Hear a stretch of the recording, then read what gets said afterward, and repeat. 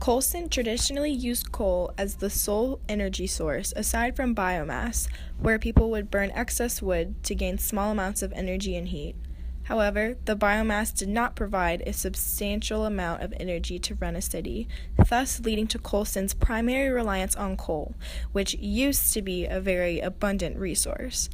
The city's heavy reliance on coal eventually led to its depletion due to coal being a finite resource.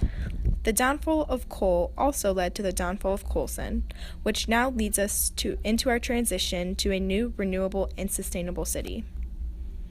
Our transition strategy. The first step in preparing coalsin for restoration is to tear down all previous buildings and remains. We will then clear the area and reuse old materials to rebuild coalsin close to a nearby lake with a river flowing into it. The old location of the city will be replaced with a nuclear power plant that has cables leading into the city. Since the lake is currently unusable for drinking water due to acid mine drainage, we have decided to build a dam on the river in the meantime to create our second source of renewable energy. Directly next to the city, we will have a solar farm full of solar panels to provide our third source of energy.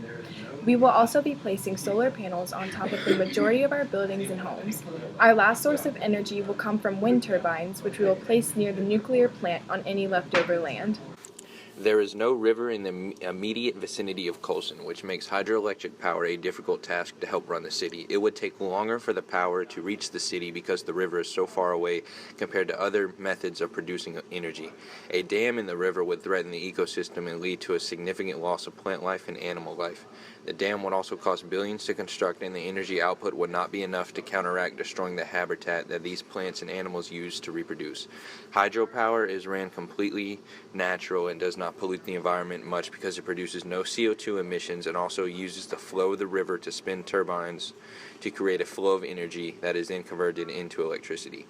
Hydropower is dependent on precipitation and requires little cost to maintain and operate.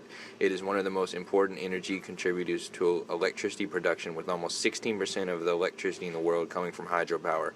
Another environmental impact is a potential change in water quality due to erosion of soil and death of wildlife because of the production of a reservoir. Overall, it is a serious investment that requires a few years to generate enough energy for Coalsin to finally have a stable economic standing. Solar panels used to absorb sunlight are an expensive commodity that Coalsin would like to exploit. Through years of heavy pollution and CO2 emissions, the air quality and overall quality of the city has diminished, specifically due to decades of coal mining the city did.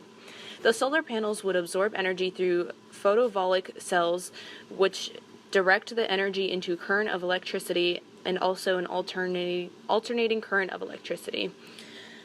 These currents head directly towards appliances, lights, and other objects that require electricity to work.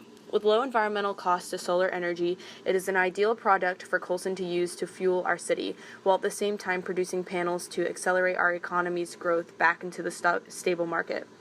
Not only would we be reducing pollution, CO2 emissions, and reducing habitat destruction, but we also gain a valuable asset as being one of the cleanest, reformed cities to live in.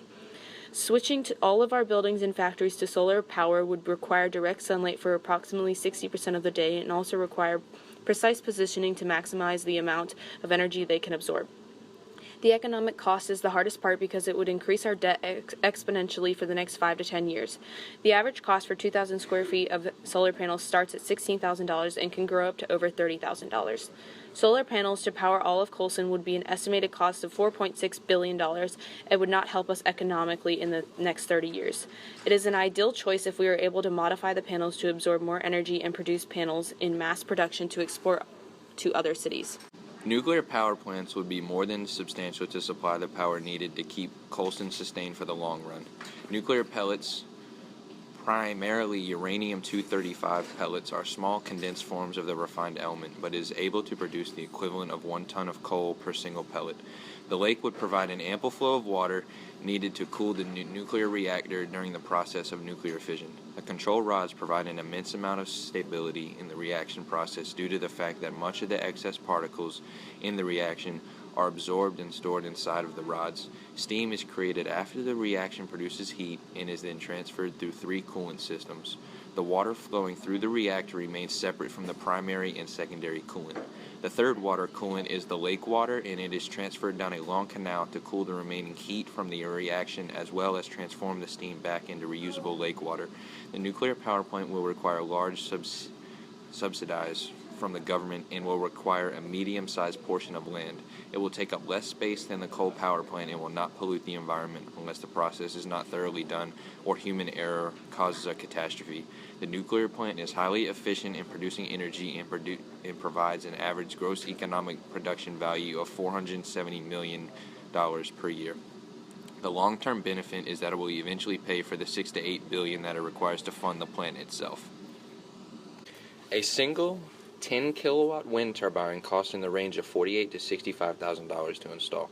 The cost of wind power is a very competitive market right now, so adding coalsin into the mix would mean we would be competing with other cities that use turbines to create power. To pick an ideal location to place the turbines would require us to research areas in coalsin that receive the highest amount of wind per time of year. Wind turbines would take up a decent portion of the area in coalsin, as well as would cost a large quantity of money to construct and maintain. Wind turbines have the potential to spread pollution if nearby factories produce toxic or harmful chemical emissions and just happen to flow in the direction of the wind. The turbines would carry the polluted air further and spread the emissions over a large area of the environment. This effect can harm people and animals that come in contact with it. The price of wind power will diminish within the next 30 years as more and more turbine sites are constructed. In the long run, the environmental impacts would highly benefit coalsin, and so would the economic benefit be great for a period. Once the prices of wind power drop, however, wind turbines will be less beneficial due to the cost of maintenance staying the same, but the money made from energy output decreasing. There are more efficient ways to power coalsin in the long run. This is our city's smart grid. This is how we plan to lay it out when we rebuild it.